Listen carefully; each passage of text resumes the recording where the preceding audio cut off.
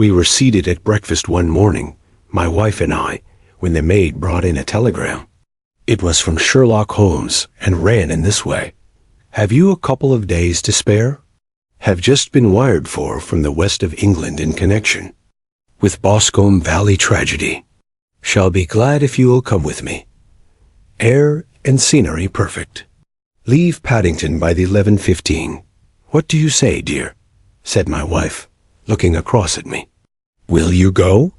I really don't know what to say. I have a fairly long list at present. Oh, Anstruther would do your work for you. You have been looking a little pale lately. I think that the change would do you good, and you are always so interested in Mr. Sherlock Holmes' cases. I should be ungrateful if I were not, seeing what I gained through one of them, I answered. But if I am to go, I must pack at once, for I have only half an hour. My experience of camp life in Afghanistan had at least had the effect of making me a prompt and ready traveler. My wants were few and simple, so that in less than the time stated, I was in a cab with my valise, rattling away to Paddington Station. Sherlock Holmes was pacing up and down the platform, his tall, gaunt figure made even gaunter and taller by his long gray traveling cloak and close-fitting cloth cap. It is really very good of you to come, Watson, said he. It makes a considerable difference to me, having someone with me on whom I can thoroughly rely. Local aid is always either worthless or else biased. If you will keep the 2 corner seats, I shall get the tickets. We had the carriage to ourselves, save for an immense litter of papers which Holmes had brought with him.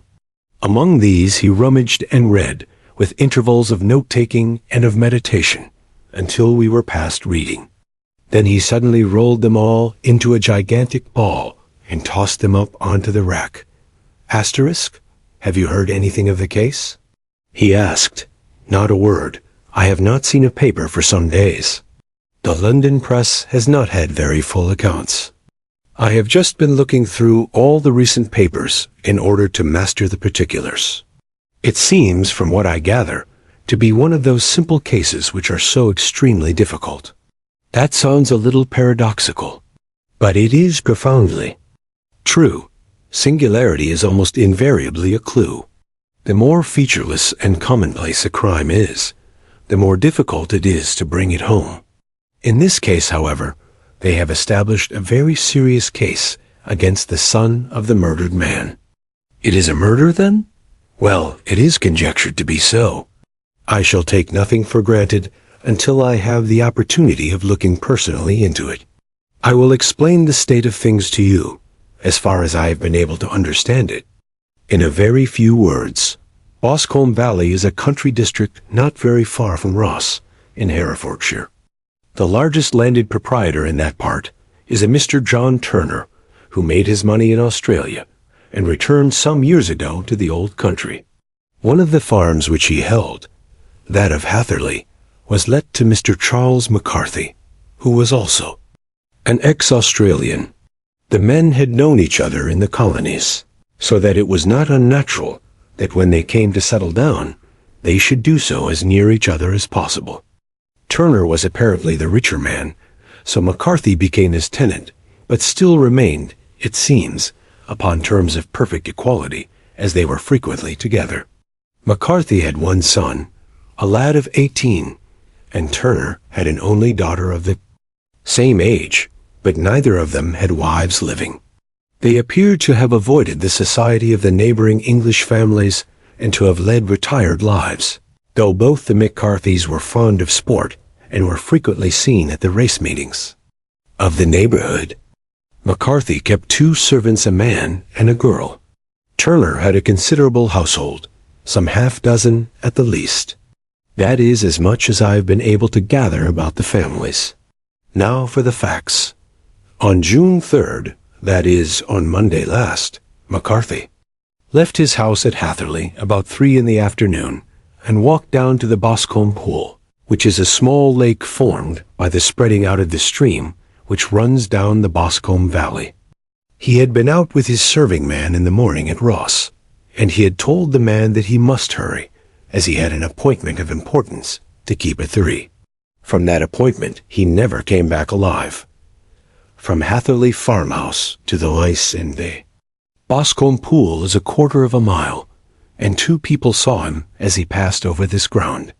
One was an old woman, whose name is not mentioned, and the other was William Crowder, a gamekeeper in the employ of Mr. Turner.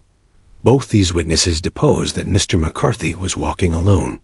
The gamekeeper adds that within a few minutes of his seeing Mr. McCarthy pass, he had seen his son, Mr. James McCarthy, going the same way with a gun under his arm.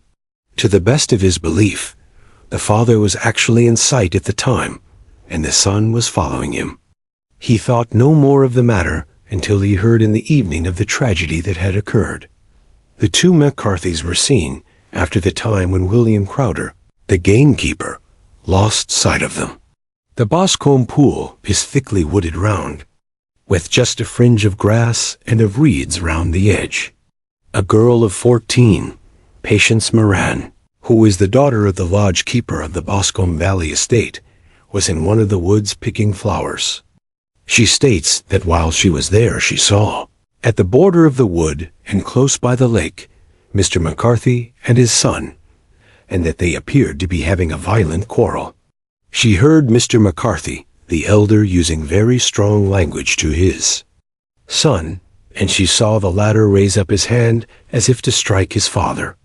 She was so frightened by their violence that she ran away and told her mother when she reached home that she had left the 2 McCarthys quarreling near Boscombe Pool, and that she was afraid that they were going to fight. She had hardly said the words when young Mr. McCarthy came running up to the lodge to say that he had found his father dead in the wood, and to ask for the help of the lodge keeper. He was much excited, without either his gun or his hat, and his right hand and sleeve were observed to be stained with fresh blood. On following him, they found the dead body stretched out upon the grass beside the pool. The head had been beaten, and by repeated blows of some heavy and blunt weapon. The injuries were such as might very well have been inflicted by the butt end of his son's gun, which was found lying on the grass within a few paces of the body. Under these circumstances, the young man was instantly arrested, and a verdict of willful murder having been returned at the inquest on Tuesday, he was on Wednesday brought before the magistrates at Ross, who have referred the case to the next assizes. Those are the main facts of the case as they came out before the coroner and the police court. I could hardly imagine a more damning case, I remarked. If ever circumstantial evidence pointed to a criminal, it does so here. Circumstantial evidence is a very tricky thing, answered Holmes thoughtfully. It may seem to point very straight to one thing, but if you shift your own point of view a little, you may find it pointing in an equally uncompromising manner to something entirely different. It must be confessed, however, that the case looks exceedingly grave against the young man, and it is very possible that he is indeed the culprit.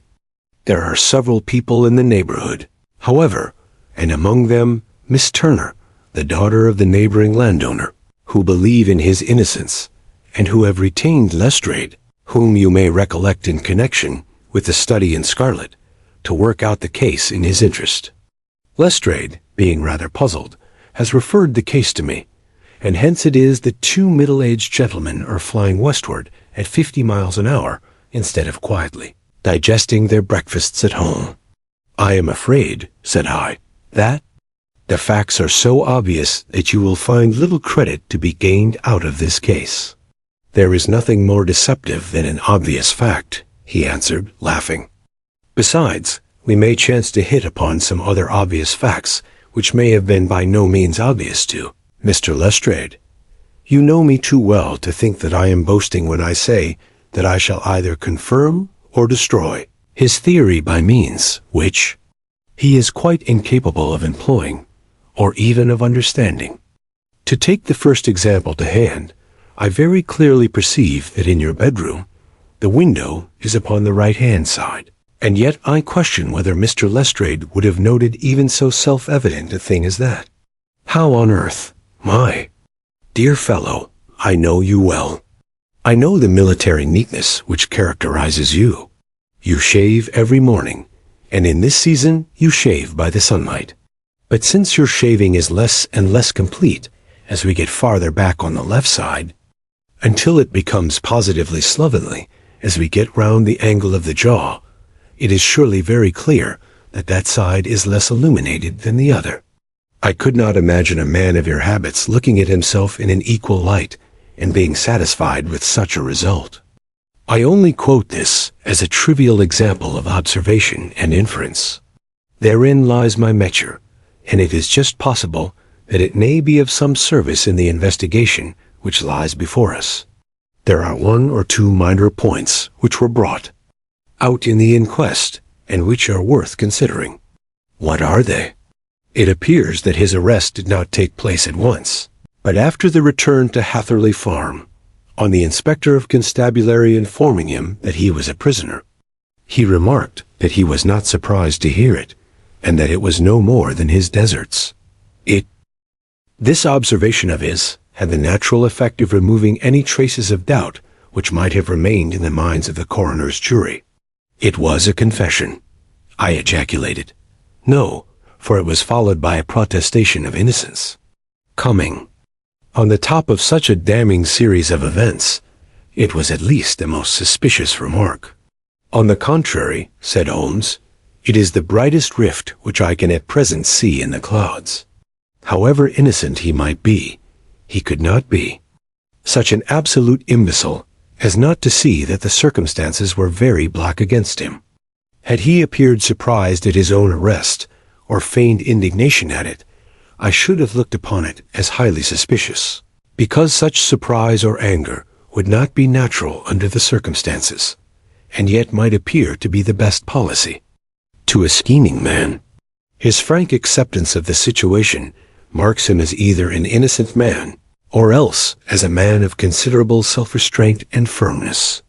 As to his remark about his deserts, it was also not unnatural, if you consider that he stood beside the dead body of his father, and that there is no doubt that he had that very day so far forgotten his filial duty as to bandy words with him, and even, according to the little girl whose evidence is so important, to raise his hand as if to strike him.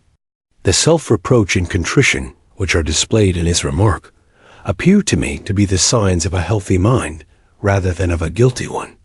I shook my head. Many men have been hanged on far slighter evidence, I remarked. So they have, and many men have been wrongfully hanged.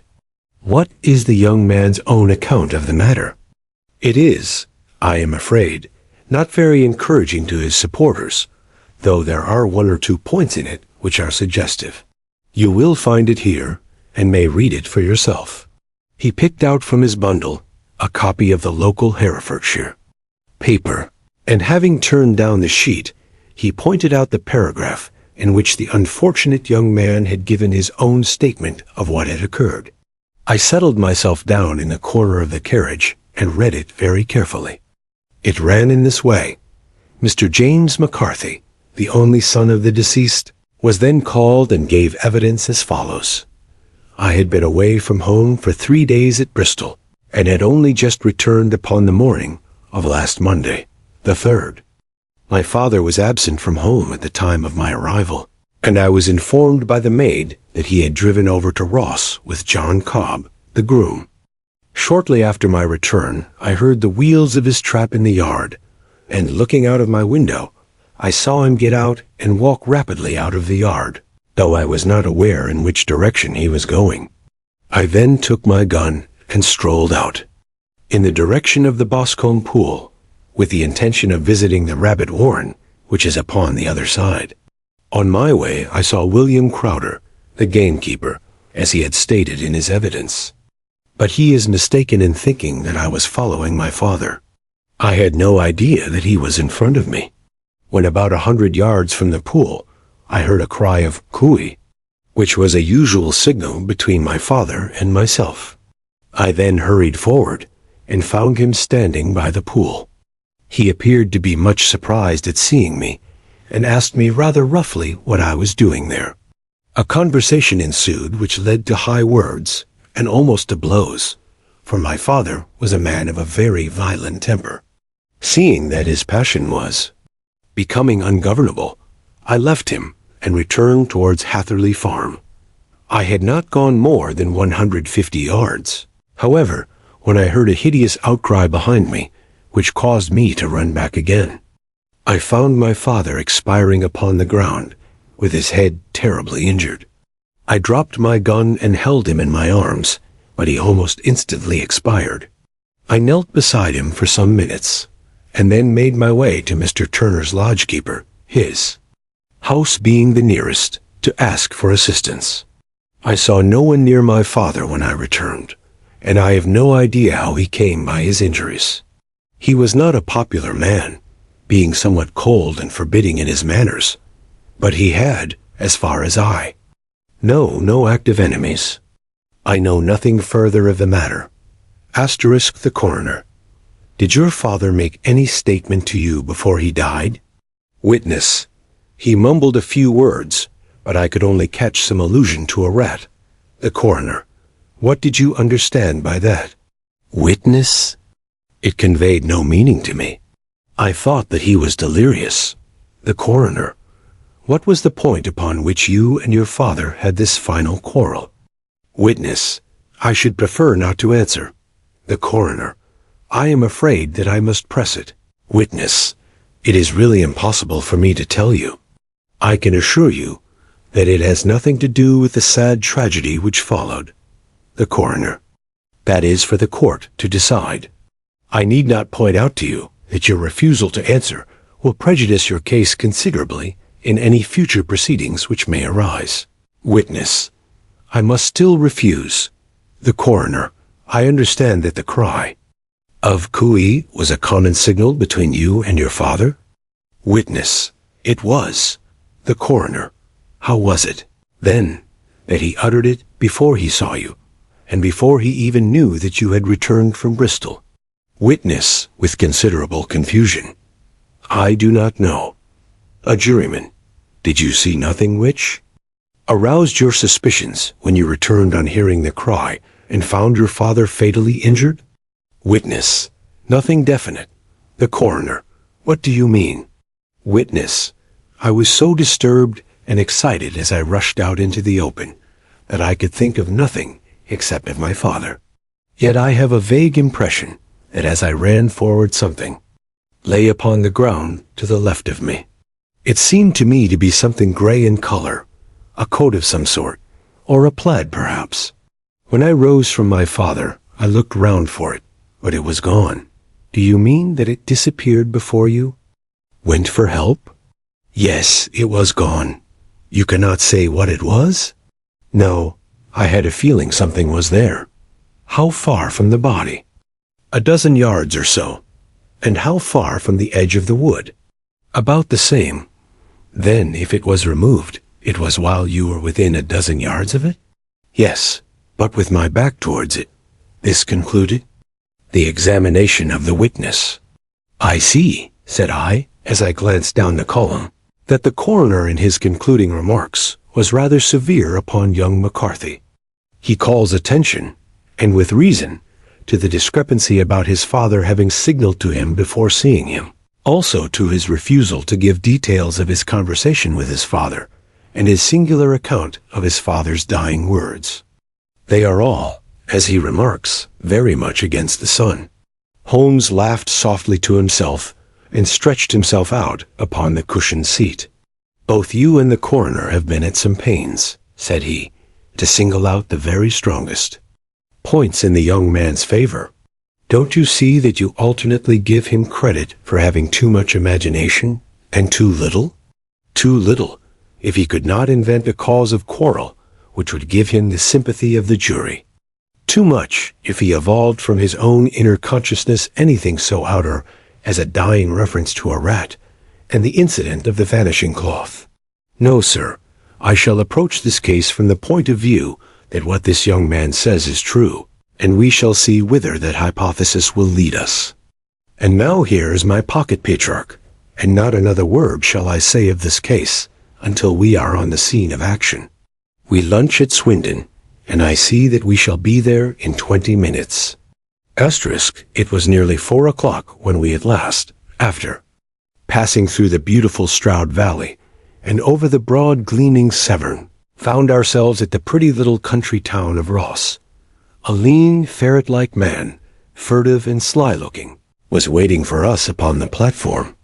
In spite of the light brown dust coat and leather leggings, which he wore in deference to his rustic surroundings, I had no difficulty in recognizing Lestrade of Scotland Yard. With him we drove to the Hereford Arms, where a room had already been engaged for us. "I have ordered a carriage," said Lestrade as we sat over a cup of tea. "I knew your energetic nature, and that you would not be happy until you had been on the scene of the crime." "It was very nice and complimentary of you," Holmes answered. "It is entirely a question of barometric pressure." Lestrade looked startled. "I do not quite follow," he said. "How is the glass?" 29, I see. No wind and not a cloud in the sky. I have a case full of cigarettes here which need smoking, and the sofa is very much superior to the usual country hotel abomination. I do not think that it is probable that I shall use the carriage tonight." Lestrade laughed indulgently. "You have, no doubt, already formed your conclusions from the newspapers," he said. "The case is as plain as a pikestaff, and the more one goes into it, the plainer it becomes. Still, of course, one can't refuse a lady, and such a very positive one, too. She has heard of you, and would have your opinion, though I repeatedly told her that there was nothing which you could do which I had not already done. Why, bless my soul, here is her carriage at the door." He had hardly spoken before there rushed into the room one of the most lovely young women that I have ever seen in my life. Her violet eyes shining, her lips parted, a pink flush upon her cheeks, all thought of her natural reserve lost in her overpowering excitement and concern. Asterisk. "Oh, Mr. Sherlock Holmes," she cried, glancing from one to the other of us, and finally, with a woman's quick intuition, fastening upon my companion. "I am so glad that you have come. I have driven down to tell you so. Asterisk, I know that James didn't do it. I know it, and I want you to start upon your work knowing it too. Never let yourself doubt upon that point. We have known each other since we were little children, and I know his faults as no one else does. But he is too tender-hearted to hurt a fly. Such a charge is absurd to anyone who really knows him. I hope we may clear him, Miss Turner," said Sherlock Holmes. "You may rely upon my doing all that I can. But you have read the evidence. You have formed some conclusion? Do you not see some loophole, some flaw? Do you not yourself think that he is innocent?" "I think that it is very probable." "There now," she cried, throwing back her head and looking defiantly at Lestrade. "You hear, he gives me hopes." Lestrade shrugged his shoulders. "I am afraid that my colleague has been a little quick in forming his conclusions," he said. Asterisk, "but he is right. Oh, I know that he is right.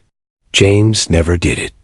And about his quarrel with his father, I am sure that the reason why he would not speak about it to the coroner was because I was concerned in it." "In what way?" asked Holmes. "It is no time for me to hide anything. James and his father had many disagreements about me. Mr. McCarthy was very anxious that there should be a marriage between us. James and I have always loved each other as brother and sister. But of course he is young and has seen very little of life yet, and well, he naturally did not wish to do anything like that yet. So there were quarrels, and this, I am sure, was one of them." "And your father?" asked Holmes. "Was he in favor of such a union?" "No, he was averse to it also. No one but Mr. McCarthy was in favor of it." A quick blush passed over her fresh young face as Holmes shot one of his keen, questioning glances at her. "Thank you for this information," said he. "May I see your father if I call tomorrow?" "I am afraid the doctor won't allow it." The doctor? Yes. Have you not heard? Poor father has never been strong for years back, but this has broken him down completely. He has taken to his bed, and Dr. Willows says that he is a wreck and that his nervous system is shattered. Mr. McCarthy was the only man alive who had known Dad in the old days in Victoria. Huh, in Victoria, that is important. Yes, at the mines, quite so. At the gold mines where, as I understand, Mr. Turner made his money. Yes, certainly. Thank you, Miss Turner. You have been of material assistance to me. You will tell me if you have any news tomorrow. No doubt you will go to the prison to see James. Oh, if you do, Mr. Holmes, do tell him that I know him to be innocent. I will, Miss Turner. I must go home now, for Dad is very ill, and he misses me so if I leave him. Goodbye, and God help you in your undertaking. She hurried from the room as impulsively as she had entered, and we heard the wheels of her carriage rattle off down the street. I am ashamed of you, Holmes, said Lestrade with dignity after a few minutes' silence. Why should you raise up hopes which you are bound to disappoint? I am not over-tender of heart, but I call it cruel. I think that I see my way to clearing James McCarthy, said Holmes. Have you an order to see him in prison? Yes, but only for you and me. Then I shall reconsider my resolution about going out. We have still time to take a train to Hereford and see him tonight? Ample. Then let us do so. Watson, I fear that you will find it very slow, but I shall only be away a couple of hours. I walked down to the station with them, and then wandered through the streets of the little town, finally returning to the hotel, where I lay upon the sofa and tried to interest myself in a yellow-backed novel. The puny plot of the story was so thin, however, when compared to the deep mystery through which we were groping, and I found my attention wander so continually from the action to the fact that I at last flung it across the room and gave myself up entirely to a consideration of the events of the day. Supposing that this unhappy young man's story were absolutely true, then what hellish thing, what absolutely unforeseen and extraordinary calamity could have occurred between the time when he parted from his father and the moment when, drawn back by his screams, he rushed into the glade? It was something terrible and deadly. What could it be? Might not the nature of the injuries reveal something to my medical instincts? I rang the bell and called for the weekly county paper, which contained a verbatim account of the inquest. In the surgeon's deposition, it was stated that the posterior third of the left parietal bone and the left half of the occipital bone had been shattered by a heavy blow from a blunt weapon. I marked the spot upon my own head. Clearly, such a blow must have been struck from behind. That was to some extent in favor of the accused, as when seen quarreling, he was face to face with his father. Still, it did not go for very much, for the older man might have turned his back before the blow fell. Still, it might be worthwhile to call Holmes' attention to it. Then there was the peculiar dying reference to a rat. What could that mean? It could not be delirium. A man dying from a sudden blow does not commonly become delirious. No, it was more likely to be an attempt to explain how he met his fate. But what could it indicate? I cudgeled my brains to find some possible explanation. And then the incident of the gray cloth seen by young McCarthy. If that were true, the murderer must have dropped some part of his dress, presumably his overcoat, in his flight, and must have had the hardihood to return, and to carry it away at the instant when the son was kneeling with his back turned not a dozen paces off. What a tissue of mysteries and improbabilities the whole thing was! I did not wonder at Lestrade's opinion, and yet I had so much faith in Sherlock Holmes' insight that I could not lose hope as long as every fresh fact seemed to strengthen his conviction of young McCarthy's innocence. It was late before Sherlock Holmes returned. He came back alone, for Lestrade was staying in lodgings in the town. The glass still keeps very high, he remarked as he sat down. It is of importance that it should not rain before we are able to go over the ground. On the other hand, a man should be at his very best and keenest for such nice work as that, and I did not wish to do it when fagged by a long journey. I have seen young McCarthy. And what did you learn from him? Nothing. Could he throw no light? None at all. I was inclined to think at one time that he knew who had done it and was screening him or her, but I am convinced now that he is as puzzled as everyone else. He is not a very quick-witted youth, though comely to look at, and I should think sound at heart. I cannot admire his taste, I remarked. If it is indeed a fact that he was averse to a marriage with so charming a young lady as this Miss Turner, thereby hangs a rather painful tale. This fellow is madly, insanely in love with her, but some 2 years ago, when he was only a lad, and before he really knew her, for she had been away 5 years at a boarding school, what does the idiot do but get into the clutches of a barmaid in Bristol and marry her at a registry office? No one knows a word of the matter, but you can imagine how maddening it must be to him to be upbraided for not doing what he would give his very eyes to do, but what he knows to be absolutely impossible. It was sheer frenzy of this sort which made him throw his hands up into the air when his father, at their last interview, was goading him on to propose to Miss Turner. On the other hand, he had no means of supporting himself, and his father, who was by all accounts a very hard man, would have thrown him over utterly had he known the truth. It was with his barmaid wife that he had spent the last 3 days in Bristol, and his father did not know where he was.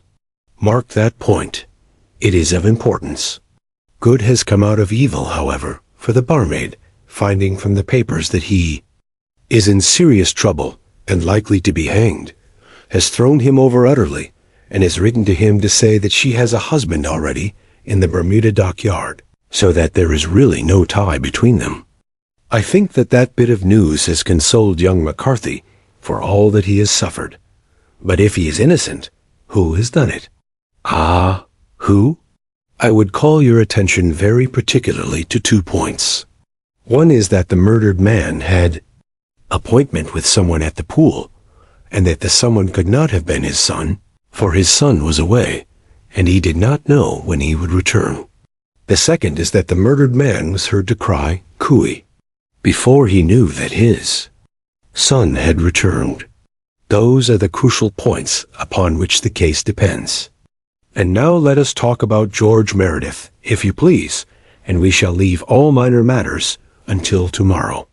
There was no rain, as Holmes had foretold, and the morning broke bright and cloudless. At 9 o'clock Lestrade called for us with the carriage, and we set off for Hatherley Farm and the Boscombe pool. There is serious news this morning, Lestrade observed. It is said that Mr. Turner, of the Hall, is so ill that his life is despaired of. An elderly man, I presume, said Holmes, about 60. But his constitution has been shattered by his life abroad, and he has been in failing health for some time. This business has had a very bad effect upon him. He was an old friend of McCarthy's, and I may add, a great benefactor to him, for I have learned that he gave him Hatherley Farm rent-free. Indeed, that is interesting, said Holmes. Oh, yes. In 100 other ways he has helped him. Everybody about here speaks of his kindness to him. Really, does it not strike you as a little singular that this McCarthy, who appears to have had little of his own, and to have been under such obligations to Turner, should still talk of marrying his son to Turner's daughter, who is presumably heiress to the estate, and that in such a very cocksure manner, as if it were merely a case of a proposal, and all else would follow? It is the more strange, since we know that Turner himself was averse to the idea. The daughter told us as much. Do you not deduce something from that? We have got to the deductions and the inferences, said Lestrade, winking at me. I find it hard enough to tackle facts, Holmes, without flying away after theories and fancies. You are right, said Holmes demurely. "You do find it very hard to tackle the facts." "Anyhow, I have grasped one fact which you seem to find it difficult to get hold of," replied Lestrade with some warmth, "and that is that McCarthy Sr. met his death from McCarthy Jr., and that all theories to the contrary are the merest moonshine." "Well, moonshine is a brighter thing than fog," said Holmes, laughing. "But I am very much mistaken if this is not Hatherley Farm upon the left." "Yes, that is it." It was a widespread, comfortable-looking building, two-storied, slate-roofed, with great yellow blotches of lichen upon the gray walls. The drawn blinds and the smokeless chimneys, however, gave it a stricken look, as though the weight of this horror still lay heavy upon it. We called at the door, when the maid, at Holmes' request, showed us the boots which her master wore at the time of his death, and also a pair of the son's, though not the pair which he had then had. Having measured these very carefully from 7 or 8 different points, Holmes desired to be led to the courtyard, from which we all followed the winding track which led to Boscombe Pool.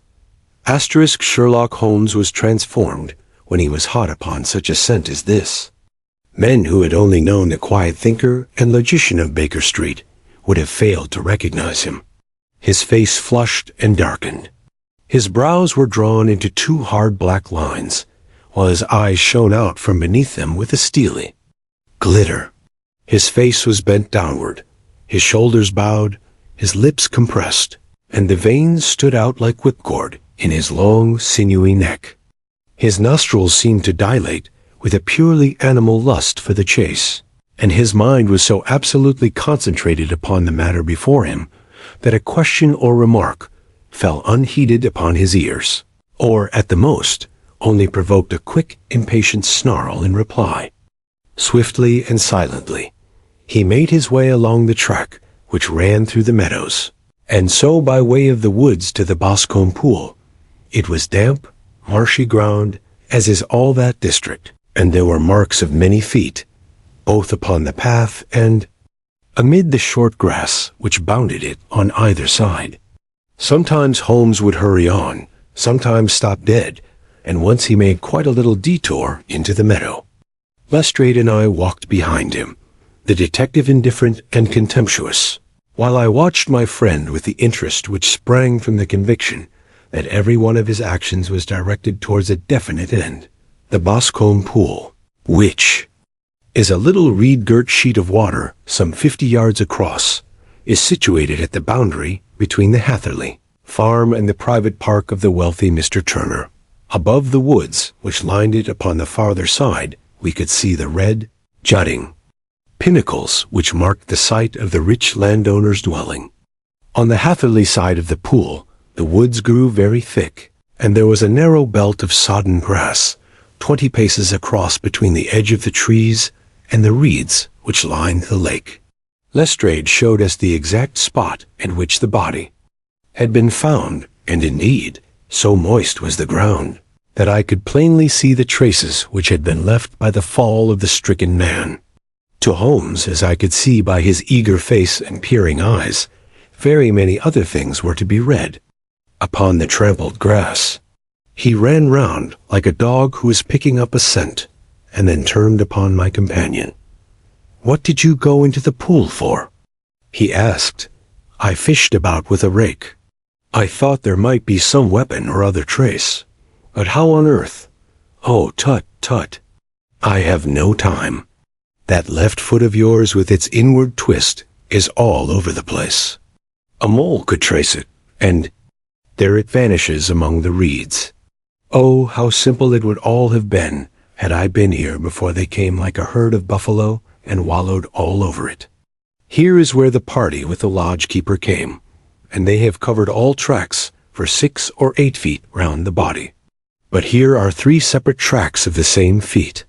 He drew out a lens and lay down upon his waterproof to have a better view, talking all the time rather to himself than to us. "These are young McCarthy's feet. Twice he was walking, and once he ran swiftly, so that the soles are deeply marked and the heels hardly visible. That bears out his story. He ran when he saw his father on the ground.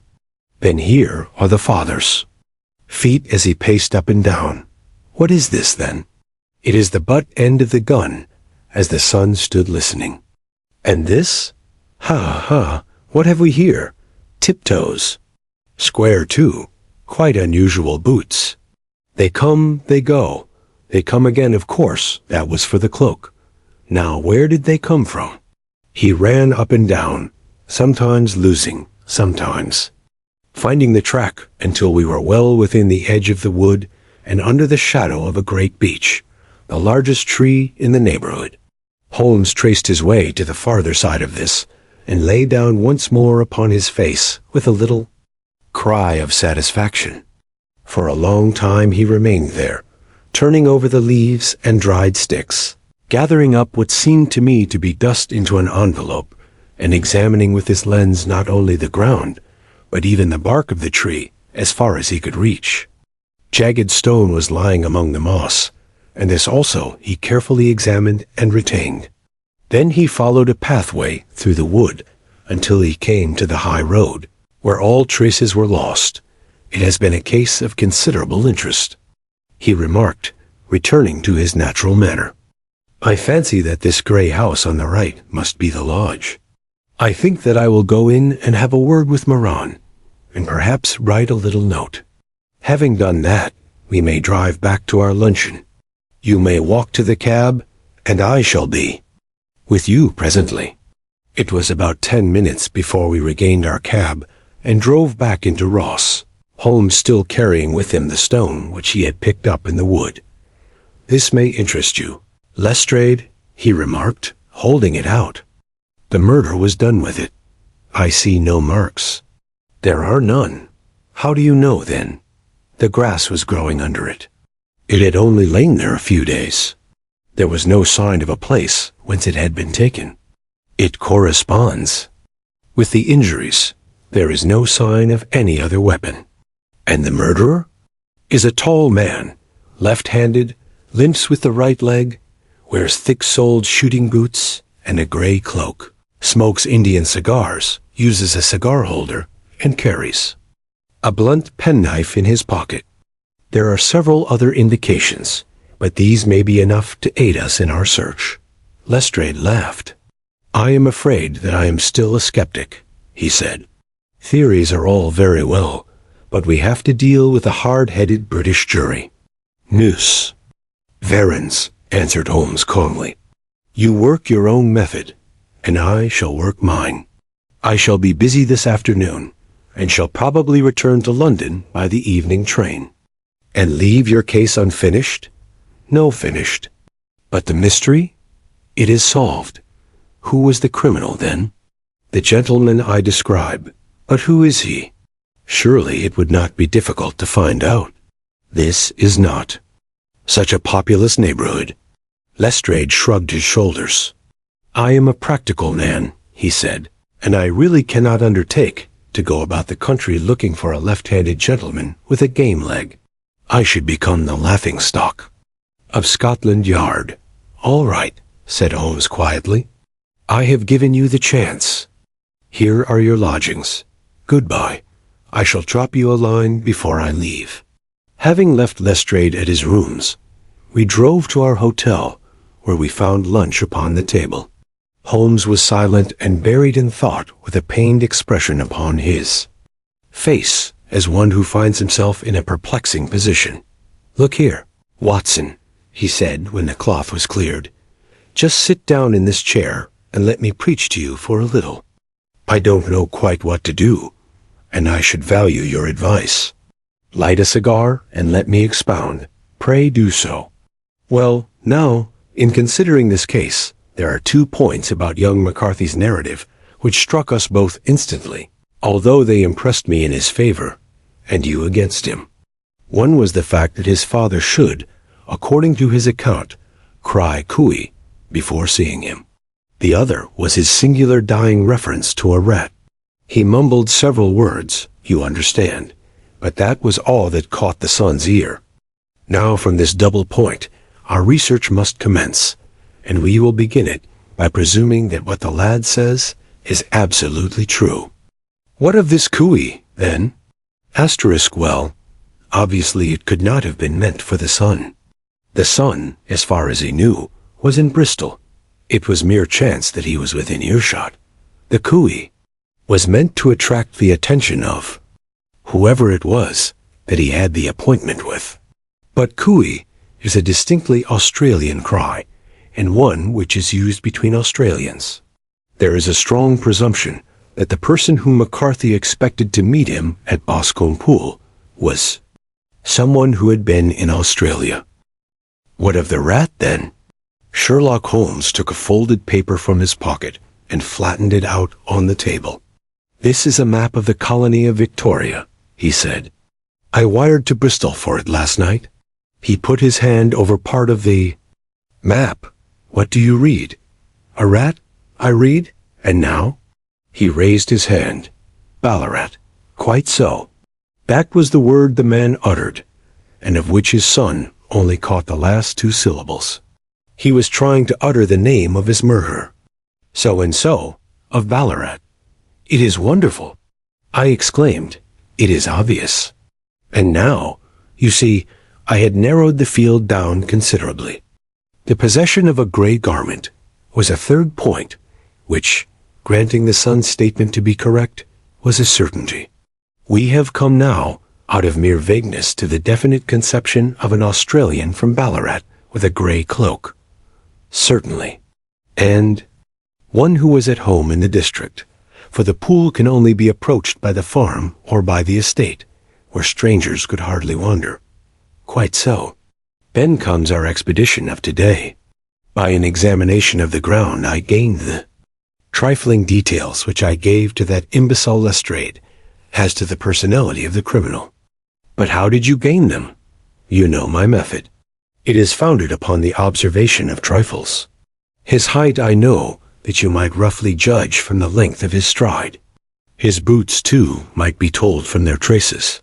Yes, they were peculiar boots, but his lameness? The impression of his right foot was always less distinct than his left. He put less weight upon it. Why? Because he limped, he was lame. But his left-handedness.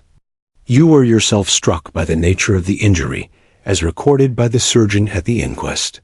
The blow was struck from immediately behind, and yet was upon the left side. Now, how can that be, unless it were by a left-handed man? He had stood behind that tree during the interview between the father and son. He had even smoked there. I found the ash of a cigar, which my special knowledge of tobacco ashes enables me to pronounce as an Indian cigar. I have, as you know, devoted some attention to this, and written a little monograph on the ashes of 140 different varieties of pipe, cigar, and cigarette tobacco. Having found the ash, I then looked round and discovered the stump among the moss where he had tossed it. It was an Indian cigar, of the variety which are rolled in Rotterdam. Asterisk, and the cigar holder? I could see that the end had not been his mouth. Therefore he used a holder. A tip had been cut off, not bitten off, but the cut was not a clean one, so I deduced a blunt penknife. Holmes, I said, you have drawn a net round this man from which he cannot escape, and you have saved an innocent human life as truly as if you had cut the cord which was hanging him. I see the direction in which all this points. The culprit is Mr. John Turner, cried the hotel waiter, opening the door of our sitting room and ushering in a visitor. The man who entered was a strange and impressive figure. His slow, limping step and bowed shoulders gave the appearance of decrepitude, and yet his hard, deep-lined, craggy features and his enormous limbs showed that he was possessed of unusual strength of body and of character. His tangled beard, grizzled hair, and outstanding, drooping eyebrows combined to give an air of dignity and power to his appearance. But his face was of an ashen white, while his lips and the corners of his nostrils were tinged with a shade of blue. It was clear to me at a glance that he was in the grip of some deadly and chronic disease. "Pray sit down on the sofa," said Holmes gently. You had my note? Yes. The lodge-keeper brought it up. You said that you wished to see me here to avoid scandal. I thought people would talk if I went to the hall. And why did you wish to see me? He looked across at my companion with despair in his weary eyes, as though his question was already answered. Yes, said Holmes, answering the look rather than the words. It is so. I know all about McCarthy. The old man sank his face. In his hands, God help me, he cried. But I would not have let the young man come to harm. I give you my word that I would have spoken out if it went against him at the assizes. I am glad to hear you say so, said Holmes gravely. I would have spoken now had it not been for my dear girl. It would break her heart. It will break her heart when she hears that I am arrested. It may not come to that, said Holmes. What? I am no official agent. I understand that it was your daughter who required my presence here, and I am acting in her interests. Young McCarthy must be got off, however. I am a dying man, said old Turner. I have had diabetes for years. My doctor says it is a question whether I shall live a month. Yet I would rather die under my own roof than in a jail. Holmes rose and sat down at the table, with his pen in his hand and a bundle of paper before him. Just tell us the truth, he said. I shall jot down the facts. You will sign it, and Watson here can witness it. Then I could produce your confession at the last extremity to save young McCarthy. I promise you that I shall not use it unless it is absolutely needed. It's as well, said the old man. It's a question whether I shall live to the assizes, so it matters little to me, but I should wish to spare Alice the shock. And now I will make the thing clear to you. It has been a long time in the acting, but will not take me long to tell. You didn't know this dead man, McCarthy. He was a devil incarnate. I tell you that. God keep you out of the clutches of such a man as he. His grip has been upon me these 20 years, and he has blasted my life. I'll tell you first how I came to be in his power. It was in the early 60s at the diggings. I was a young chap then, hot-blooded and reckless, ready to turn my hand at anything. I got among bad companions, took to drink, had no luck with my claim, took to the bush, and in a word, became what you would call over here a highway robber. There were 6 of us, and we had a wild, free life of it, sticking up a station from time to time, or stopping the wagons on the road to the diggings. Black Jack of Ballarat was the name I went under, and our party is still remembered in the colony as the Ballarat Gang. One day, a gold convoy came down from Ballarat to Melbourne, and we lay in wait for it and attacked it. There were 6 troopers, and 6 of us, so it was a close thing. But we emptied 4 of their saddles at the first volley. 3 of our boys were killed, however, before we got the swag. I put my pistol to the head of the wagon driver, who was this very man McCarthy. I wished to the Lord that I had shot him then, but I spared him, though I saw his wicked little eyes fixed on my face, as though to remember every feature. We got away with the gold, became wealthy men, and made our way over to England without being suspected. There I parted from my old pals, and determined to settle down to a quiet and respectable life. I bought this estate, which chanced to be in the market, and I set myself to do a little good with my money, to make up for the way in which I had earned it. I married too, and though my wife died young, she left me my dear little Alice. Even when she was just a baby, her wee hand seemed to lead me down the right path, as nothing else had ever done. In a word, I turned over a new leaf, and did my best to make up for the past. All was going well when McCarthy laid his grip upon me. I had gone up to town about an investment, and I met him in Regent Street with hardly a coat to his back or a boot to his foot. Here we are, Jack, says he, touching me on the arm. We'll be as good as a family to you. There's 2 of us, me and my son, and you can have the keeping of us. If you don't, it's a fine, law-abiding country is England, and there's always a policeman within hail. Well, down they came to the West Country. There was no shaking them off, and there they have lived rent-free on my best land ever. Since, there was no rest for me, no peace, no forgetfulness. Turn where I would, there was his cunning, grinning face at my elbow. It grew worse as Alice grew up, for he soon saw I was more afraid of her knowing my past than of the police. Whatever he wanted, he must have, and whatever it was, I gave him without question. Land, money, houses, until at last he asked a thing which I could not give. He asked for Alice. His son, you see, had grown up, and so had my girl, and as I was known to be in weak health, it seemed a fine stroke to him that his lad should step into the whole property. But there I was firm. I would not have his cursed stock mixed with mine. Not that I had any dislike to the lad, but his blood was in him, and that was enough. I stood firm. McCarthy threatened. I braved him to do his worst. We were to meet at the pool midway between our houses to talk it over. When I went down there, I found him talking with his son, so I smoked a cigar and waited behind a tree until he should be alone. But as I listened to his talk, all that was black and bitter in me seemed to come uppermost. He was urging his son to marry my daughter with as little regard for what she might think as if she were a slut from off the streets.